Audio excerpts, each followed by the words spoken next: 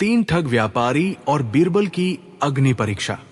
इलाहाबाद के पास एक छोटा सा गांव था जहां तीन परम मित्र रहते थे, चमन, रमन और गमन। ये तीनों वैसे तो व्यापारी कहलाते थे, लेकिन व्यापार से ज्यादा इनका दिमाग लोगों की जेब काटने में चलता था। चमन बातों का जादूगर था, रमन वेश बदलने में माहिर था और गमन रसायनों, केमिकल्स का थोड़ा बहुत ज्ञान रखता था। एक रात तीनों एक सराय में बैठे थे।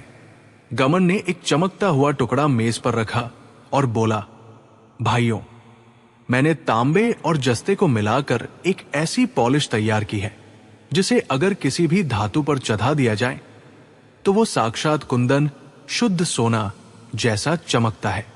कोई पारखी भी पहली नजर में धोखा खा जाए। चमन की आंखों में चमक आ गई। उसने कहा, अगर ऐसा है तो हमें किसी छोटे मोटे शिकार पर समय बर्बाद नहीं करना चाहिए। सीधे आगरा चलते हैं, शहंशाह अकबर को अनोखा सोना बेचेंगे। रमन ने चिंता जताई, लेकिन वहां बीरबल है, उसकी नजर से बचना नामुमकिन है। चमन हंसा और बोला, बीरबल इंसान है, फरिश्ता नहीं।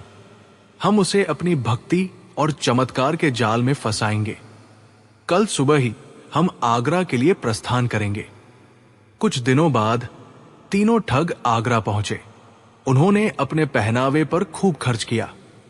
वे किसी साधारण व्यापारी की तरह नहीं, बल्कि दूर देश से आए दिव्य संतों और विद्वानों जैसे लग रहे थे। दरबार में पहुंचकर चमन ने अपना परिचय दिया। जहांपना, हम हिमालय की कंदराओं से आए हैं।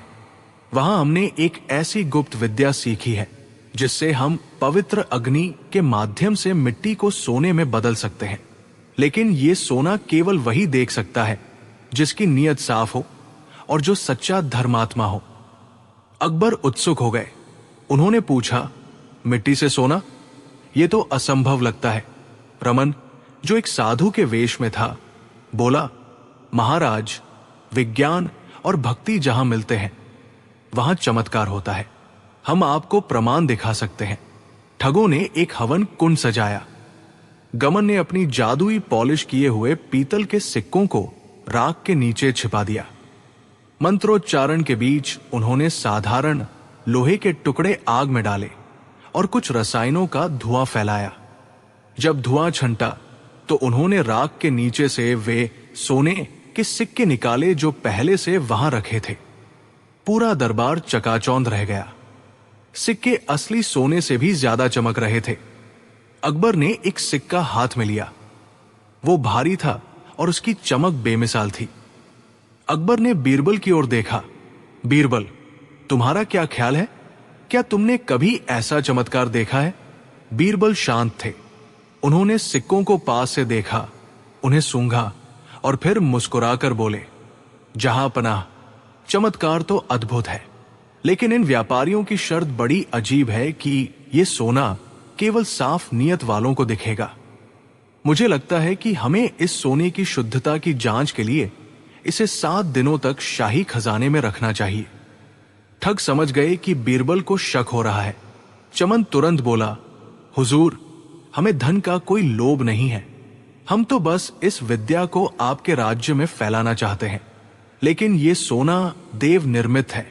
इसे अगर 7 दिनों तक बंद रखा गया तो ये गायब हो सकता है। इसे तो खुली हवा और लोगों की दुआओं की जरूरत है। अकबर ठगों की बातों में आ गए। उन्होंने उन तीनों को 1 लाख स्वर्ण मुद्राएं इनाम में दी और उनसे 10 किलो चमत्कारी सोना खरीद लिया। ठगों ने नकली सोना, पॉलिश किया हुआ पीतल सौंप दिया और इनाम लेकर रातों रात आगरा से रफूचक्कर होने की योजना बनाने लगे।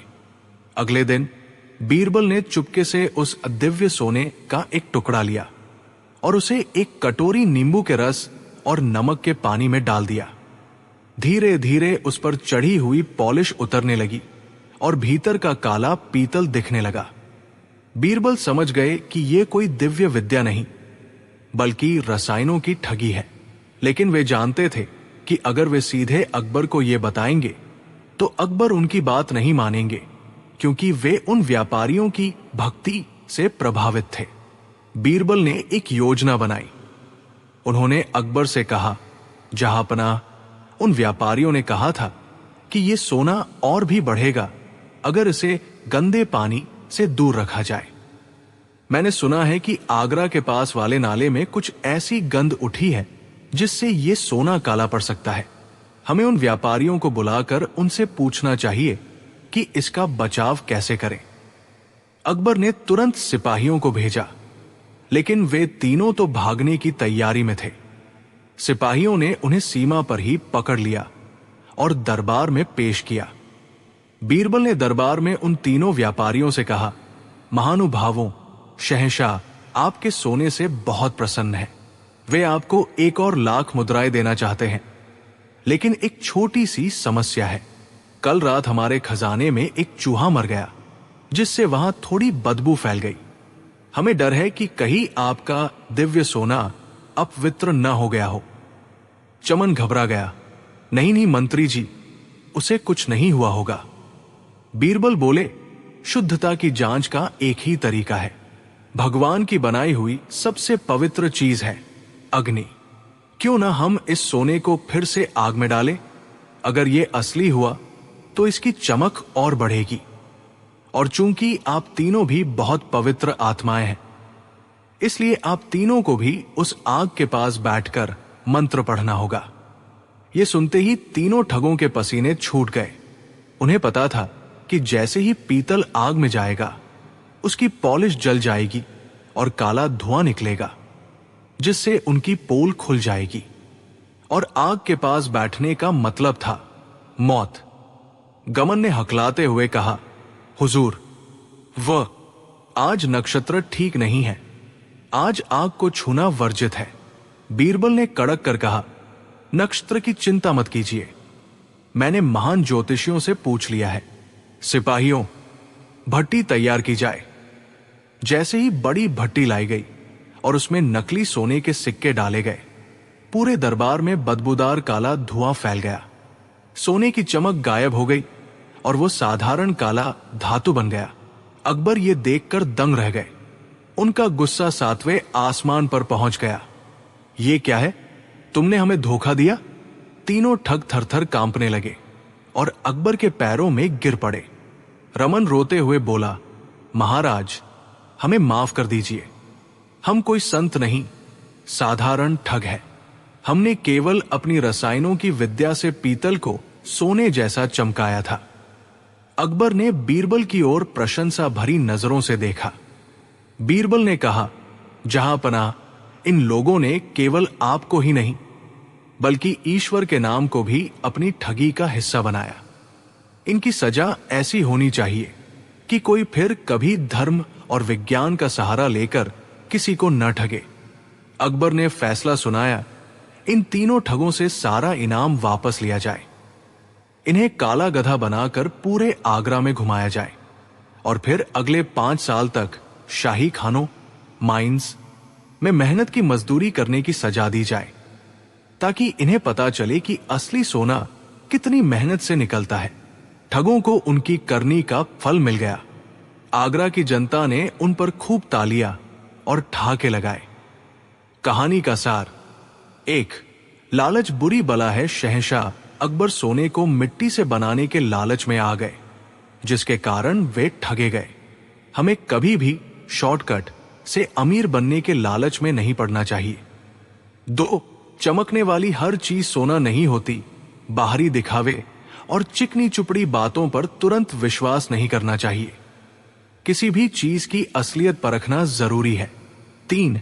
बुद्धि का बल बीरबल ने दिखाया कि बड़ी से बड़ी ठगी को भी ठंडे दिमाग और तर्क, लॉजिक के साथ पकड़ा जा सकता है। 4. पाप का घड़ा झूठ और फरेब की उम्र बहुत छोटी होती है। अंत में सत्य की ही जीत होती है। जब ठग जेल जा रहे थे तो बीरबल उनके पास गए और धीरे से बोले, भाइयों, तुम्हारी पॉलिश तो अच्छी थी। शून्य की कीमत। जब कुछ नहीं ने सब कुछ को हिला दिया। मुगल सल्तनत के सुनहरे दौर में आगरा का किला अपनी पूरी भव्यता के साथ खड़ा था। दोपहर का समय था। दरबार की कार्यवाही समाप्त हो चुकी थी और बादशाह अकबर अपने खास कक्ष में बीरबल के साथ शतरंज की बिसात बिछाए बैठे थे। बाहर परिंदे चहचहा रहे थे और ठंडी हवा के झोंके रेशमी पर्दों को हिला रहे थे। अकबर आज कुछ दार्शनिक मूड में थे।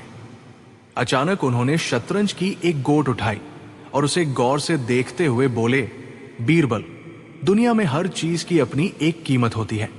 हीरा कीमती है क्योंकि वो चमकता है, तलवार कीमती है क्योंकि वो रक्षा करती है, और अनाज कीमती है क्योंकि वो पेट भरता है। लेकिन मुझे एक बात समझ नहीं आती। बीरबल ने अपनी चाल चलते हुए पूछा, क्या जहांपना? अकबर ने एक कागज पर 0 का निशान बनाया और बोले, ये 0, ये क्या है? ये तो केवल एक गोल घेरा है। अगर मैं किसी को 0 मुहरे दूं तो उसे कुछ नहीं मिलता। अगर मैं किसी को 0 सजा दूं तो उसे कोई कष्ट नहीं होता। इसका मतलब है कि 0 बेकार है। ये नथिंग है। फिर हमारे गणितज्ञ इसे इतना महत्व क्यों देते हैं? बीरबल मुस्कुराए। वे जानते थे कि अकबर आज तर्क के मूड में। बीरबल ने बड़ी शांति से कहा, जहांपनाह, जिसे आप बेकार कह रहे हैं, वो दरअसल इस सृष्टि का आधार है। 0 के बिना न संसार की गणना हो सकती है और न ही आपके साम्राज्य का वैभव टिक सकता है। अकबर जोर से हंसे। अरे बीरबल, तुम भी कभी कभी बहकीब की बातें करते हो। जो खुद में कुछ नहीं है वो सब कुछ का आधार कैसे हो सकता है? अगर तुम मुझे कल तक ये साबित न कर सके कि 0 की अपनी एक बड़ी ताकत है, तो मैं मान लूंगा कि आज तुम्हारी बुद्धिमानी भी 0 हो गई है। बीरबल ने चुनौती स्वीकार कर ली। अगली सुबह बीरबल ने शहर के सबसे साधारण और गरीब आदमी को खोजा। उसका नाम था कालू। कालू एक मामूली मजदूर था जो दिन भर बोझ ढोता था। बीरबल ने उसे अच्छे कपड़े पहनाए और उसे राज दरबार चलने को कहा। कालू डरते डरते बोला, हुजूर, मुझ जैसे मामूली इंसान का बड़े दरबार में क्या काम? बीरबल ने मुस्कुराते हुए कहा, तुम बस मेरे पीछे खड़े रहना और कुछ मत बोलना। आज तुम बादशाह सलामत को गणित का सबसे बड़ा पाठ पढ़ाने वाले हो। दरबार खचाखच भरा हुआ था। अकबर अपने सिंहासन पर विराजमान थे। बीरबल ने कालू को सम्राट के सामने खड़ा किया। अकबर ने हैरानी से पूछा, बीरबल, ये कौन है? क्या आज तुम इस कंगाल के जरिए 0 की महिमा गाओगे? बीरबल ने कहा, जहांपनाह, धीरज रखें। सबसे पहले आप इस व्यक्ति को एक स्वर्ण मुद्रा इनाम में दें। अकबर ने खजांची को इशारा किया। खजांची ने कालू को एक सोने का सिक्का दे दिया। कालू खुश हो गया। बीरबल ने कहा, जहांपनाह, अभी इस व्यक्ति की कीमत आपकी नजर में केवल 1 स्वर्ण मुद्रा है। अब जादू देखिए। बीरबल ने एक सफेद कागज मंगवाया और उस पर बड़े अक्षरों में 1 लिखा। उन्होंने सम्राट को दिखाया। फिर उन्होंने उस 1 के आगे एक 0 लिख दिया। बीरबल बोले, जहांपनाह, अब खजांची से कहिए कि कालू को इस कागज पर लिखी संख्या के बराबर मुहरे दे। अकबर ने देखा कि 1 अब 10 फीट बन चुका था। उन्होंने मुस्कुराते हुए कहा, ठीक है, इसे 10 मुहरे दे दो। कालू की आंखें चमकने लगी। बीरबल यहीं नहीं रुके। उन्होंने उस 10 के आगे एक और 0 लगा दिया। संख्या 100 फीट हो गई। अकबर ने थोड़ा गंभीर होते हुए कहा, इसे 100 मुहरे दी जाए। बीरबल ने फिर एक 0 बढ़ाया। संख्या 1000 फीट हो गई। अब अकबर के माथे पर पसीना आने लगा। वे समझ रहे थे कि बीरबल कहाँ जा रहे हैं। जब बीरबल ने 5वां 0 लगाया और वो संख्या 1,00,000 फीट 1,00,000 पहुंच गई, तो अकबर ने हाथ जोड़ लिए। अकबर बोले, बस करो बीरबल, मेरा खजाना खाली करने का इरादा है क्या? मैं समझ गया कि 0 जब किसी अंक के पीछे लगता है तो उसकी ताकत 10 गुना बढ़ जाती है। लेकिन बीरबल ने कहा, जहांपनाह, ये तो केवल गणित की बात हुई। शून्य का असली जादू तो अभी बाकी है। क्या मैं आपके सेनापति और मंत्रियों को यहां बुला सकता हूं? बीरबल ने दरबार के बीचों बीच एक ऊंचा मंच बनवाया। उन्होंने अकबर से प्रार्थना की कि वे उस मंच पर अकेले जाकर बैठें। अकबर जाकर बैठ गए। बीरबल ने जनता और दरबारियों से पूछा, जहांपनाह यहां अकेले बैठे हैं, उनकी शक्ति क्या है? सबने कहा, वे सम्राट है, वे महान है। तब बीरबल ने कहा, कल्पना कीजिए कि जहांपनाह के पीछे खड़ी उनकी सेना शून्य हो जाए, उनके वफादार मंत्री शून्य हो जाए, उनकी प्रजा उनका साथ छोड़ दे और शून्य हो जाए, तो इस मंच पर बैठे इस एक व्यक्ति की क्या कीमत रह जाएगी? पूरे दरबार में सन्नाटा छा गया।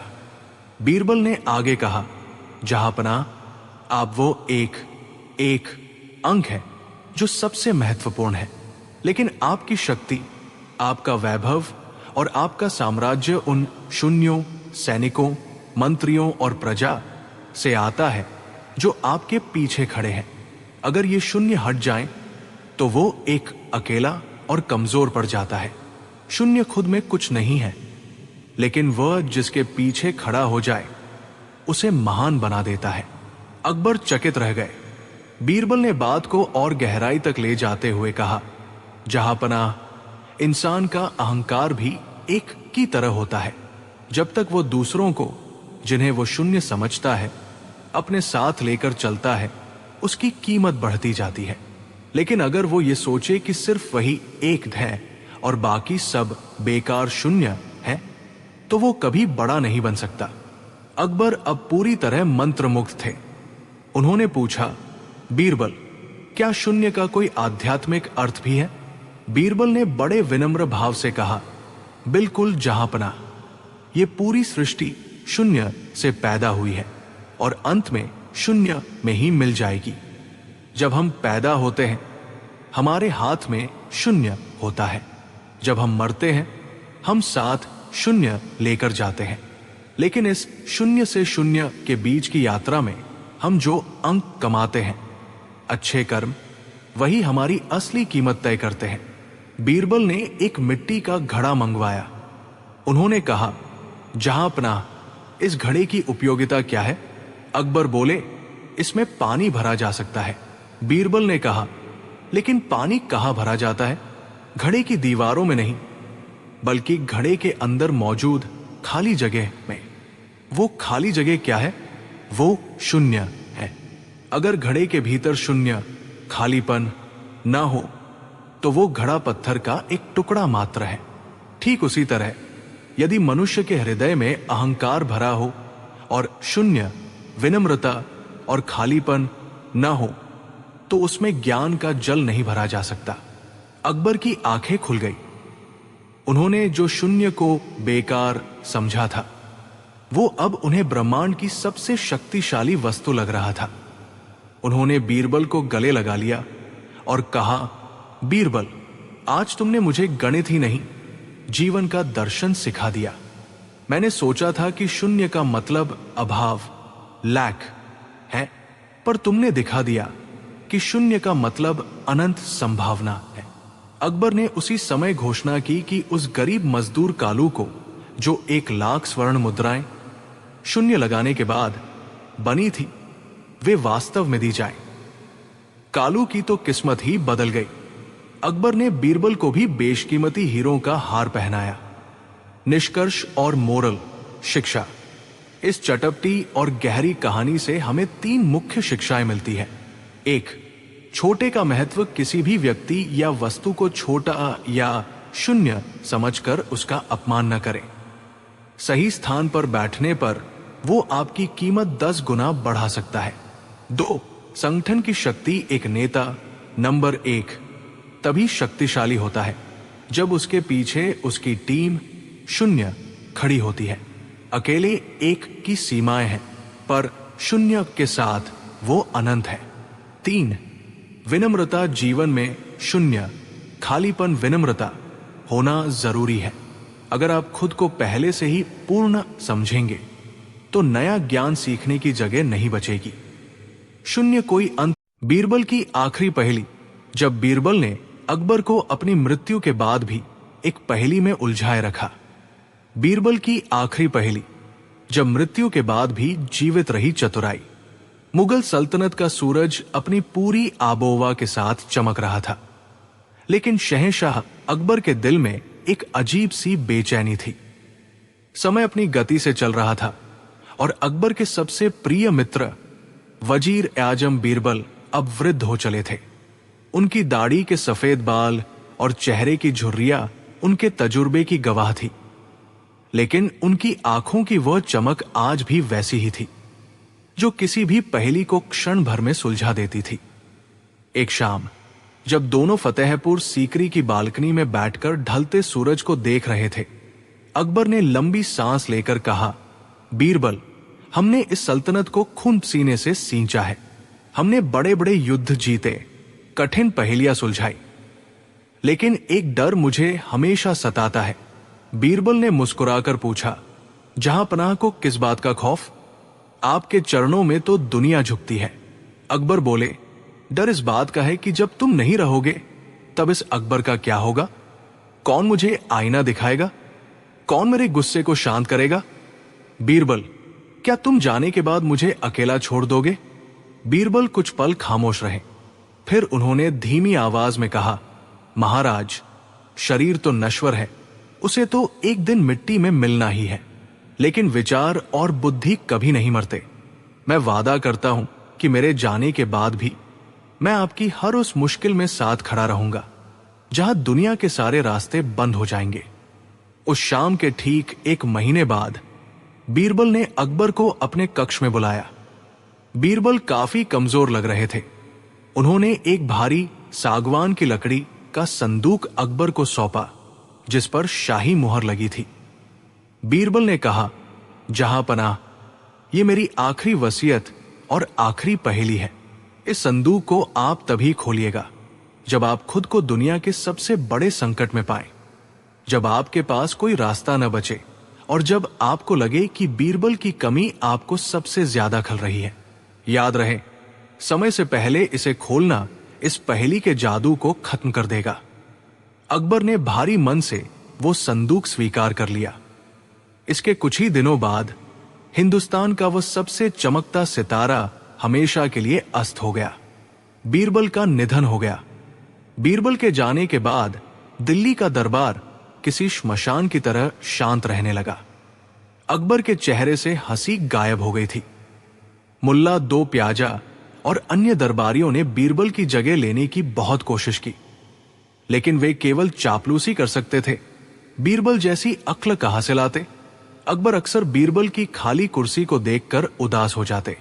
वे अपनी समस्याओं को खुद सुलझाने की कोशिश करते, पर हर बार उन्हें महसूस होता कि बीरबल के बिना उनका आधा अस्तित्व खत्म हो गया है। बीरबल का वो संदूक अकबर के शयन कक्ष में रखा रहा, पर अकबर ने उसे कभी नहीं खोला। वे बीरबल के शब्दों का सम्मान करना चाहते थे। करीब 2 साल बीत गए। बीरबल की कमी अब भी महसूस की जा रही थी। इसी बीच फारस, पर्शिया के शाह ने अकबर की बुद्धिमत्ता की परीक्षा लेने के लिए अपना सबसे चतुर दूत मिर्जा कासिम दिल्ली भेजा। मिर्जा कासिम अपने साथ एक ऐसी पहेली लाया था जिसने पूरे मुगल साम्राज्य की प्रतिष्ठा को दांव पर लगा दिया। दरबार लगा। मिर्जा कासिम ने एक कांच का पारदर्शी जार मेज पर रखा। उस जार के अंदर एक सोने का बना हुआ अंडा था, जो जार के मुंह से काफी बड़ा था।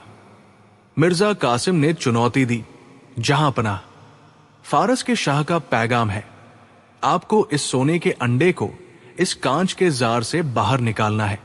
शर्त यह है कि न तो कांच का जार टूटना चाहिए और न ही सोने का अंडा पिघलना या कटना चाहिए। यदि आपके विद्वान इसे निकाल सके तो फारस आपको बुद्धि का सम्राट मान लेगा, वरना आपको यह स्वीकार करना होगा कि बीरबल के साथ ही हिंदुस्तान की अक्ल भी खत्म हो गई। अकबर ने अपने नवरत्नों की ओर देखा। मुल्ला दो प्याजा ने जार को हाथ में लिया, उसे उल्टा पलटा, पर अंडा जार के मुंह से बाहर आना नामुमकिन था। एक हकीम ने कहा, शायद इसे तेल डालकर फिसलाया जा सकता है, पर अंडा जार के घेरे से बड़ा था। फिसलाने से क्या होता? एक गणितज्ञ ने हिसाब लगाया और कहा, जहांपनाह, यह भौतिक विज्ञान के खिलाफ है, इसे बाहर निकालना असंभव है। अकबर का गुस्सा 7वें आसमान पर पहुंच गया। क्या मेरे दरबार में सब गधे भरे हैं? क्या फारस का दूत यहां से हमारी बेइज्जती करके जाएगा? मिर्जा कासिम मुस्कुराया, जहांपनाह, लगता है बीरबल के जाने के बाद यह दरबार केवल एक पत्थर की इमारत रह गया है।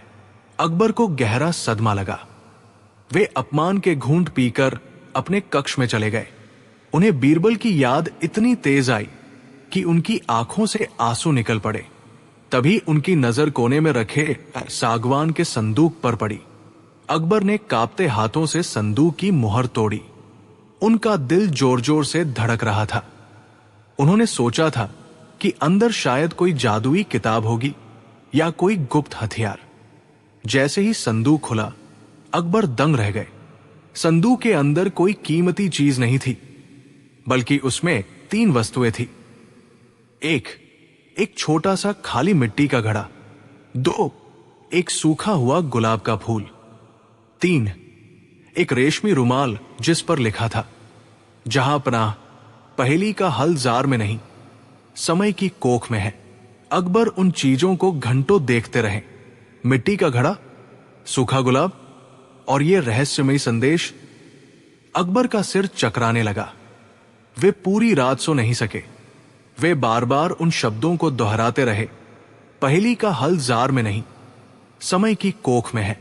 अचानक पिछली रात के अंतिम पहर में अकबर के दिमाग में बिजली कौंधी। उन्हें बीरबल की एक पुरानी कहानी याद आई जो उन्होंने बचपन और विकास के बारे में सुनाई थी। अकबर खिलखिलाकर हंस पड़े। उन्होंने चिल्लाकर कहा, बीरबल, तुम मरकर भी मुझे जीत दिला गए। अगले दिन दरबार लगा। अकबर के चेहरे पर वही पुराना आत्मविश्वास था। उन्होंने मिर्जा कासिम से कहा, दूत महोदय, हमें आपकी चुनौती मंजूर है, लेकिन इसके लिए हमें 3 महीने का समय चाहिए। वो जार हमारे शाही बागान में रखा जाएगा। मिर्जा कासिम ने सोचा कि अकबर समय काट रहे हैं, पर वो मान गया। अकबर ने अपने सबसे भरोसेमंद माली को बुलाया और उसे एक गुप्त निर्देश दिया।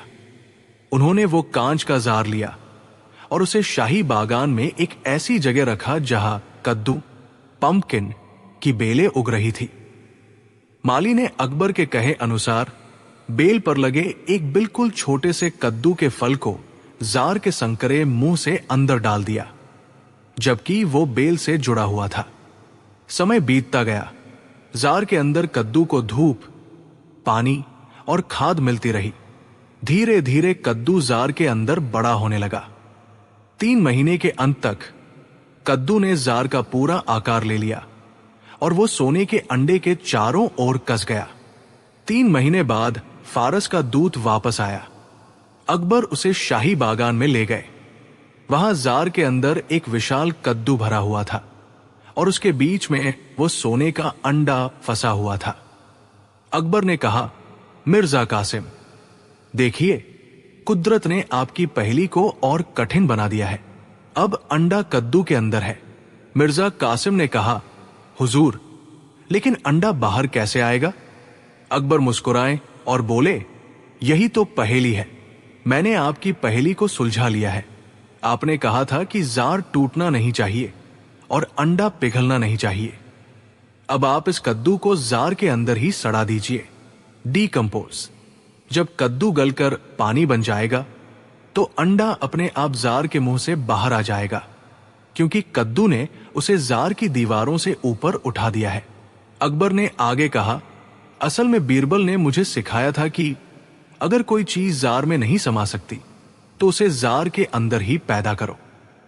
फारस के शाह ने वो अंडा जार के अंदर ही बनवाया था, मोल्ड इनसाइड द जार। उसे निकालने का तरीका भी वही है जो उसे अंदर डालने का था, समय और धैर्य। मिर्जा कासिम दंग रह गया। उसने अकबर के सामने सिर झुका दिया और कहा, जहां पनाह, बीरबल मरे नहीं हैं। वे आपकी सोच में जीवित है। दूत के जाने के बाद अकबर वापस अपने कक्ष में आए। उन्होंने उस सागवान के संदूक को फिर से देखा। उन्हें महसूस हुआ कि संदूक की तली में कुछ और भी है। उन्होंने कपड़ा हटाया तो वहां एक छोटा सा लिफाफा मिला। अकबर ने उसे खोला। उसमें बीरबल की लिखावट में एक आखिरी खत था। मेरे अजीज दोस्त अकबर, मुझे पता था कि फारस का शाह या कोई न कोई आपको इस पहेली में जरूर फंसाएगा। वो कांच का जार और सोने का अंडा फारस की पुरानी चाल है। मैंने वो मिट्टी का घड़ा इसलिए रखा था ताकि आप याद कर सकें कि मैंने कैसे एक बार घड़े के अंदर कद्दू उगाया था। सूखा गुलाब इसलिए था ताकि आप समझ सके कि खुशबू यादों में होती है, शरीर में नहीं। और हां, अगर आप ये खत पढ़ रहे हैं तो इसका मतलब है कि आपने पहेली सुलझा ली है। अब ज्यादा उदास मत होइए। जाइए और मुल्ला दो प्याजा की कोई नई फिरकी लीजिए। बेचारा 3 महीने से चैन की नींद सो रहा है। अकबर की आंखों से आंसू गिर रहे थे, पर उनके होठों पर मुस्कान थी। उन्होंने महसूस किया कि बीरबल कहीं नहीं गए थे। वे तो उनके हर फैसले, हर हंसी और हर बुद्धिमानी भरे कदम में साथ थे। कहानी का सार: 1. बुद्धि अमर है, इंसान चला जाता है, लेकिन उसके दिए गए संस्कार, सीख और विचार हमेशा जीवित रहते हैं। 2.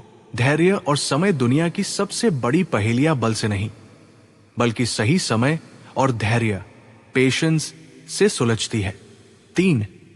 आत्मनिर्भरता एक अच्छा शिक्षक या मित्र वह है जो आपको अपनी अनुपस्थिति में भी लड़ना सिखा दे। बीरबल ने अकबर को जवाब नहीं दिया, बल्कि उन्हें सोचना सिखाया। 4. सच्ची मित्रता, सच्ची दोस्ती मृत्यु के बाद भी साथ निभाती है और मार्गदर्शन करती है।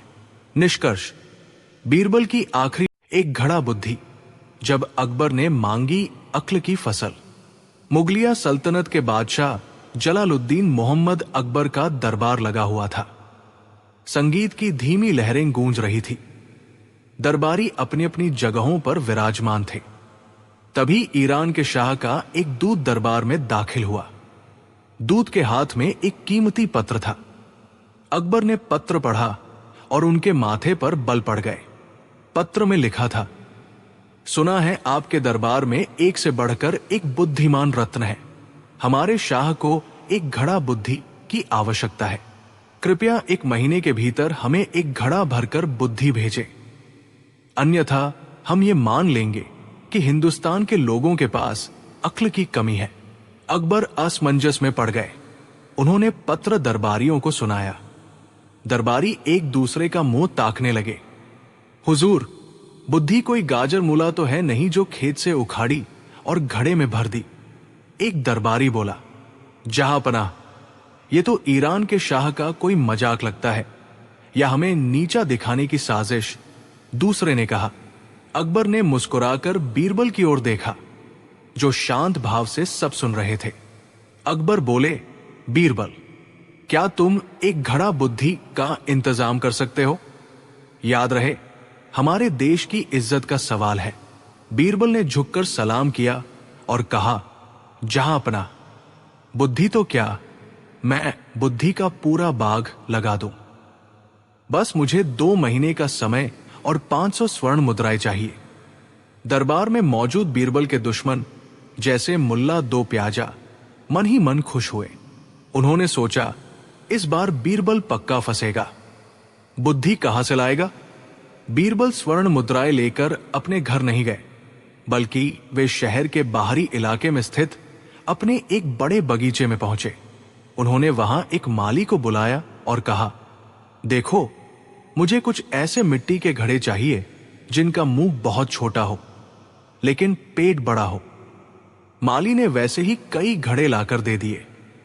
अब बीरबल ने अपने बगीचे में कुम्हड़े, कद्दू, पेठा की बेलें लगवाई। जब बेलों पर छोटे छोटे फल, कुम्हड़े आने शुरू हुए, जो अभी आकार में एक बेर या नींबू जितने थे, तब बीरबल ने एक अनोखा काम किया। उन्होंने उन नन्हे-नन्हे कुम्हड़ों को सावधानी से उन मिट्टी के घड़ों के अंदर डाल दिया। बेल घड़े के मुंह से अंदर जा रही थी और फल घड़े के पेट में सुरक्षित था। माली हैरान था। हुजूर, ये आप क्या कर रहे हैं? बीरबल ने मुस्कुराते हुए कहा, दोस्त, मैं इसमें अक्ल उगा रहा हूं। बस तुम्हें यह ध्यान रखना है कि इन घड़ों को हिलाना नहीं है और पौधों को खाद पानी समय पर देना है। जैसे जैसे दिन बीतते गए, सूरज की रोशनी और खाद पानी पाकर घड़े के अंदर रखे कुम्हाड़े बड़े होने लगे। धीरे धीरे उन्होंने घड़े का पूरा आकार ले लिया। अब कुम्हाड़े इतने बड़े हो चुके थे कि वे घड़े के तंग मुंह से बाहर नहीं निकल सकते थे। इधर दरबार में अकबर बेचैन हो रहे थे। 1 महीना बीत गया, फिर दूसरा भी खत्म होने को आया। अकबर ने बीरबल को बुलाया। बीरबल, ईरान के दूत वापस जाने की तैयारी कर रहे हैं। क्या बुद्धि तैयार हुई या हम ईरान के शाह को मना कर दें? बीरबल ने बड़े आत्मविश्वास से कहा, जहां पनाह, फसल पक चुकी है। बस कल सुबह बुद्धि का घड़ा आपके सामने होगा। अगले दिन बीरबल दरबार में एक सुंदर रेशमी कपड़े से ढका हुआ मिट्टी का घड़ा लेकर पहुंचे। पूरे दरबार की निगाहें उस घड़े पर टिकी थी। ईरान का दूत भी उत्सुकता से आगे बढ़ा। बीरबल ने वो घड़ा दूत के सामने रखा और बड़ी गंभीरता से बोले, हुजूर, ये रहा बुद्धि से भरा घड़ा, अक्ल का घड़ा। हमारे बादशाह ने आपके शाह के लिए ये कीमती तोहफा भेजा है। ईरान के दूत ने कपड़े को हटाया।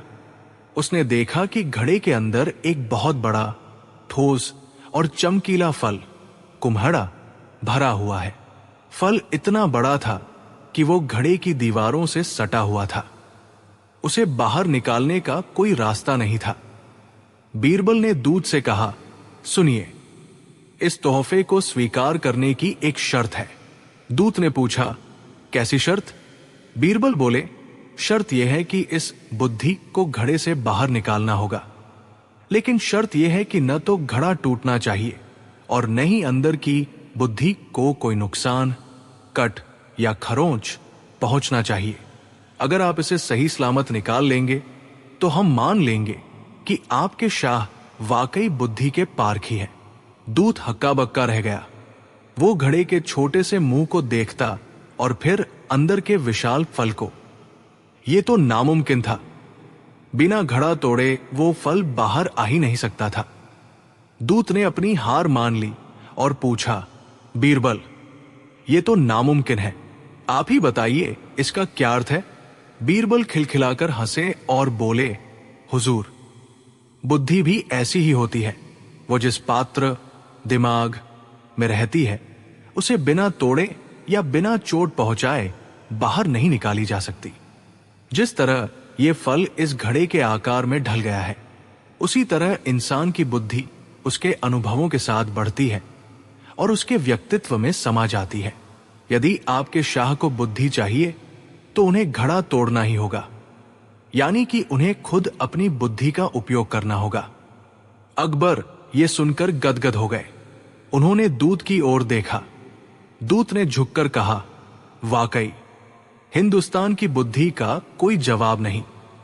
जहां पनाह, मैं ये घड़ा लेकर ईरान जाऊंगा और अपने शाह को बताऊंगा कि बीरबल ने न केवल घड़ा भरकर बुद्धि दी है, बल्कि उसे निकालने की जो चुनौती दी है वही असली बुद्धिमानी है। जब दूत चला गया तो अकबर ने बीरबल से पूछा, बीरबल, सच बताओ, तुमने ये करिश्मा किया कैसे? बीरबल ने सारी कहानी सुनाई कि कैसे उन्होंने बेल को घड़े में डालकर फल उगाया। अकबर जोर से हंसे और बोले, बीरबल, तुमने तो कुम्हाड़े को ही अक्ल बना दिया। बीरबल ने चुटकी लेते हुए कहा, हुजूर, वैसे भी जिसकी बुद्धि घड़े जैसी सीमित हो, उसे तो कुम्हाड़ा की ही अक्ल नजर आएगी। अकबर ने बीरबल को मोतियों का कीमती हार पहनाया और बोले, तुमने साबित कर दिया कि बुद्धि खरीदी नहीं जाती, बल्कि वो सही समय पर सही युक्ति, सल्यूशन निकालने का नाम है। कहानी की सीख: 1. असंभव कुछ भी नहीं अगर आप अपनी रचनात्मकता, क्रिएटिविटी का इस्तेमाल करें तो दुनिया का हर मुश्किल काम आसान हो सकता है। 2. बुद्धि का स्वरूप बुद्धि कोई वस्तु नहीं है जिसे बाजार से खरीदा जा सके। ये तो इंसान की सोच और उसके नजरिए की उपज है। 3, जैसे को तैसा अगर कोई आपसे टेढ़ा सवाल पूछता है तो उसका जवाब देने के लिए आपको अपनी बुद्धि को और भी ज्यादा पैना, शार्प करना पड़ता है। ये कहानी हमें सिखाती है कि परिस्थितियों के अनुसार ढल जाना और मुश्किलों का सरल समाधान ढूंढना ही असली अक्ल। सबसे बड़ा हथियार तलवार बनाम बुद्धि। जब बीरबल भिड़े पागल हाथी से। एक शाम दरबार की कार्यवाही समाप्त होने के बाद अकबर अपने सेनापतियों और नवरत्नों के साथ अनौपचारिक चर्चा कर रहे थे। अकबर के प्रधान सेनापति, जो अपनी बहादुरी के लिए मशहूर थे, अपनी मूंछों पर ताव देते हुए बोले, जहांपना, इसमें कोई शक नहीं कि तलवार ही सबसे बड़ा हथियार है। एक कुशल योद्धा के हाथ में तलवार हो तो वो पूरी दुनिया जीत सकता है। बिना शस्त्र के वीरता अधूरी है। दूसरे दरबारी ने समर्थन किया, हुजूर, तोप और तीरकमान भी बड़े हथियार हैं। अंततः युद्ध मैदान में वही जीतता है जिसके हाथ में हथियार मजबूत हो। अकबर ने बीरबल की ओर देखा, जो शांत बैठे मुस्कुरा रहे थे। बीरबल, तुम इस बारे में क्या कहते हो? क्या तुम सेनापति की बात से सहमत हो? बीरबल ने शालीनता से जवाब दिया, आलमपना, सेनापति साहब अपनी जगह सही है, लेकिन मेरा मानना कुछ अलग है। इंसान का सबसे बड़ा हथियार उसकी बुद्धि, अक्ल है। अगर बुद्धि साथ न दे तो हाथ में पकड़ी हुई तलवार भी बोझ बन जाती है। बुद्धि वो हथियार है जो बिना किसी धातु के भी दुश्मन को पस्त कर सकता है। सेनापति को बीरबल की बात चुभ गई। उन्होंने कहा, बीरबल, तुम विद्वान हो सकते हो, पर युद्ध की बातें वीरों पर छोड़ दो। जब सामने मौत खड़ी हो तो तुम्हारी बुद्धि काम नहीं आती, केवल तलवार काम आती है। अकबर को एक शरारत सूझी। उन्होंने कहा, ठीक है, इस बात का फैसला मैदान में होगा। हम देखना चाहते हैं कि बीरबल की बुद्धि मौत के सामने कैसे काम करती है। शहंशाह ने गुप्त रूप से एक योजना बनाई। उन्होंने अपने महावत को आदेश दिया कि गजराज नामक हाथी को, जो अपनी विशालता और गुस्से के लिए मशहूर था, खूब शराब पिलाई जाए और उसे पागल कर दिया जाए। अकबर ने तय किया कि अगले दिन जब बीरबल दरबार की ओर आ रहे होंगे, तब उस पागल हाथी को उनके रास्ते में छोड़ दिया जाएगा। अगली सुबह बीरबल हमेशा की तरह पैदल ही राजमहल की ओर बढ़ रहे थे। वे अपनी धुन में मगन थे। उन्हें इस बात का जरा भी अंदाजा नहीं था कि उनकी मौत का इंतजाम किया जा चुका है। तभी अचानक चारों तरफ चीख पुकार मच गई। लोग इधर उधर भागने लगे, दुकानों के बर्तन गिरने लगे और धूल का गुबार उठने लगा। बीरबल ने सामने देखा, विशालकाय हाथी गजराज अपनी सूंड लहराता हुआ, चिंघाड़ता हुआ उनकी तरफ बढ़ रहा था। हाथी की आंखें खून की तरह लाल थी और उसके मुंह से झाग निकल रहा था। वो पागल हो चुका था। महावत दूर खड़ा तमाशा देख रहा था। रास्ते में जो भी आ रहा था, हाथी उसे कुचलने को तैयार था। बीरबल ने पीछे मुड़कर देखा। पीछे एक संकरी गली थी जहां से भागना नामुमकिन था। उनके पास न तलवार थी, न ढाल, न कोई अंगरक्षक। क्षण भर के लिए बीरबल का दिल भी जोर से धड़का। मौत उनकी तरफ सैकड़ों मील प्रति घंटे की रफ्तार से बढ़ रही थी। उन्होंने आसपास नजर दौड़ाई। पास ही एक दुकान के बाहर एक छोटा कुत्ता सो रहा था। हाथी अब बीरबल से मात्र कुछ ही फीट की दूरी पर था। वो अपनी सूंड उठाकर बीरबल को लपेटने ही वाला था। दरबारी और सैनिक जो छतों से ये नजारा देख रहे थे, डर के मारे अपनी आंखें बंद कर ली। उन्हें लगा कि आज बीरबल का अंत निश्चित है। लेकिन तभी बीरबल ने वो किया जिसकी किसी ने कल्पना नहीं की थी।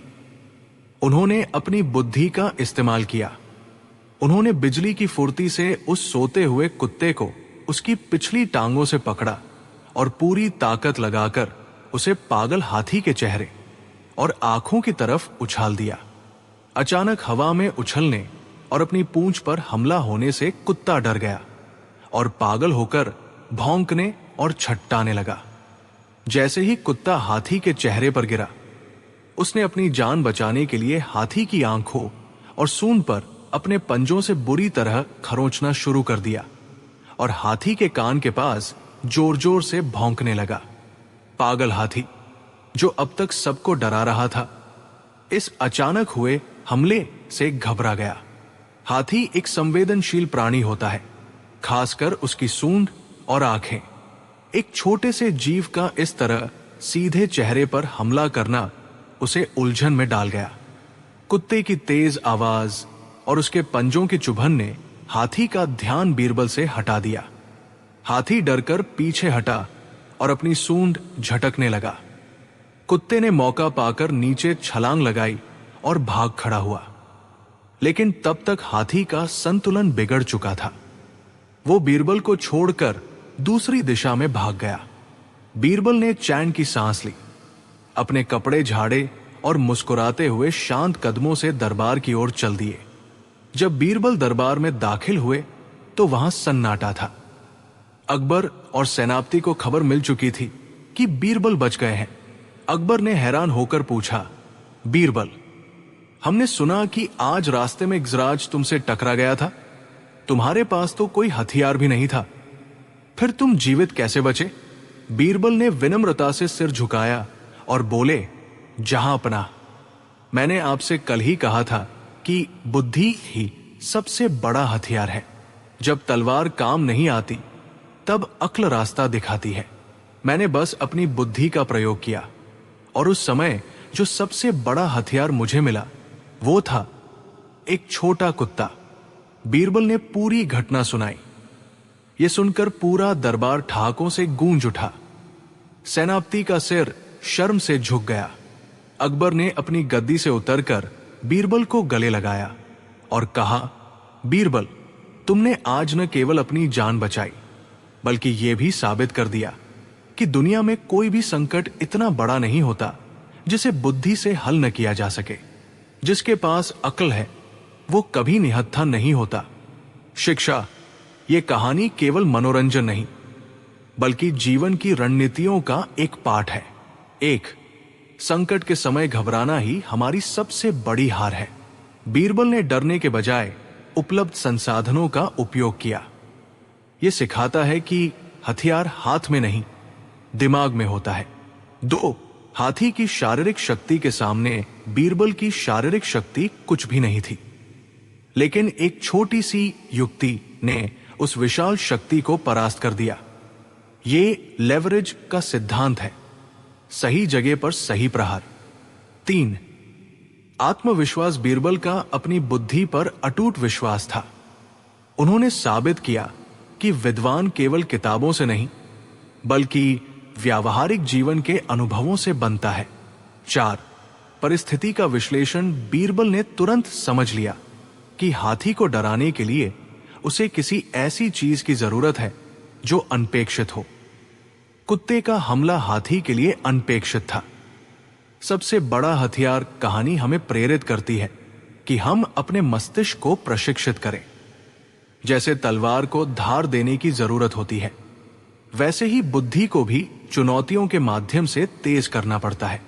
अकबर और बीरबल का यह किस्सा आज भी प्रबंधकों, मैनेजर्स, छात्रों और हर उस व्यक्ति के लिए प्रासंगिक है जो जीवन के युद्ध क्षेत्र में